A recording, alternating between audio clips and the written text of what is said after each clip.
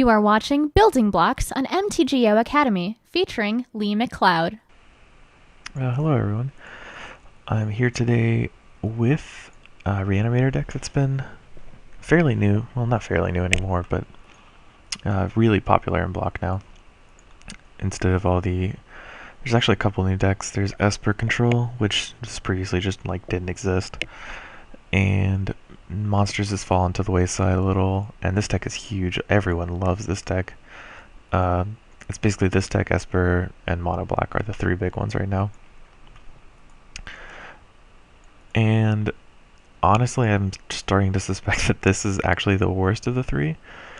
You can have a good game against Mono Black if they don't draw Thoughtseizes or Agent of Fates, because your whip will just sustain through everything. Like, you can just keep raising them with life gain. But if you can't land the whip, you are pretty disadvantaged because you can draw like all these expensive cards while they're killing you with Tormented Heroes.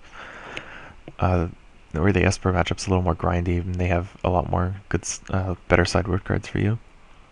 But that being said, I'm not playing those two decks because they're not fun, or well, they're not as fun as this deck. You get to play 4 Whip of Erebos and 2 Rescue the Underworld and all these Ashen Riders. That's basically like the all-star lineup here. That's all I really want to be doing in a constructed format. Just jamming my Angel of Deaths. Angel of... I can't remember what it's called. The Orzhov Angel. Desolation? I think it's Desolation. But anyway, the premise of the deck is extremely simple. It's just like every other Reanimator deck you've seen in the past, I don't know, couple years.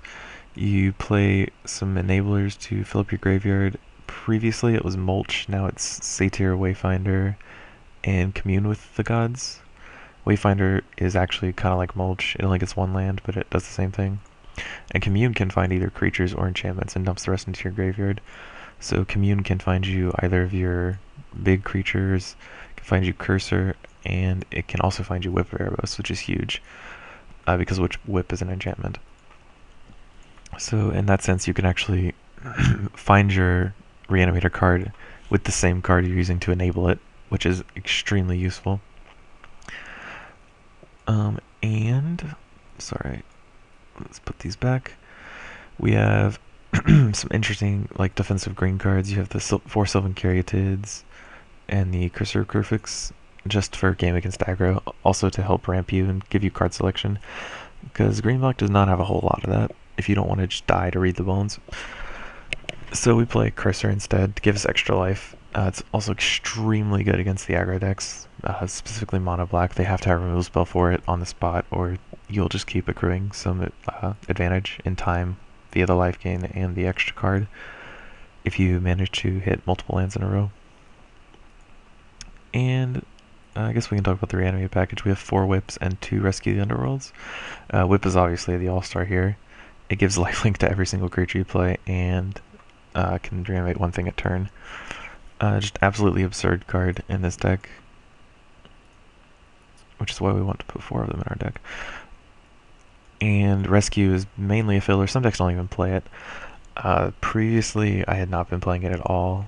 This week, I had been playing block for like a week or so, so I just copied a list, and the deck played Rescue from the Underworld, which I was interested in trying out. I think it's probably a little too slow, but realistically, I was just playing Elspeths before, so why not try out Rescue the Underworld, or from the Underworld. It lets you sack your Satyr, Wayfinders, and your Caryatids for 2 creatures, and they're permanent, unlike the Whip of Erebos. Or not for 2 creatures, just for 1 creature. Sorry, I haven't played this card in a very long time. It's I keep forgetting that the creature you sack has to come back. You can't just grab your 2 best creatures. But anyway, you just sack your Caryatid or your Wayfinder or something and have it bring back a Overlord or a Rider, depending on what you want. And the rest of the deck's just kind of fairly good stuff. You've got some removal spells, 2 Heroes Downfalls, and 2 Guilds. The mix is because Heroes Downfall is a little black intensive, and the Guilds exile creatures, so it can kill gods, and actually accelerates you into playing these large creatures. Previously I'd played 3, but 2 seemed reasonable with the Reaper of the Wilds edition, which gives you a little extra game against the Esper deck and the It's a threat the black decks have to deal with because it blocks pretty well. And the Elspeth's just because you're playing white, you can't afford not to play Elspeth. It's a great card. Sideboard's pretty traditional. You've got pretty much an extra card of everything in the main deck. More Heroes Downfalls, more Heroes Downfalls and more Guilds, mostly for the non-mono black decks because you have 4 Dark Betrayals in your deck. You've got an Elspeth on the board for the control decks, Erebos, some Thoughtseizes, and 2 Unravel the Aethers. All that pretty much for control. The aggro matchup is fine as long as you can remove their creatures while you get to play your Crufix, your Cursor of Crufix. That's pretty much the deck here. Don't really have anything to say with it. I think it's a load of fun. I really enjoyed this deck. It's kind of painful when it fizzles, but you know, every deck like this is like that, so it's not a real big deal.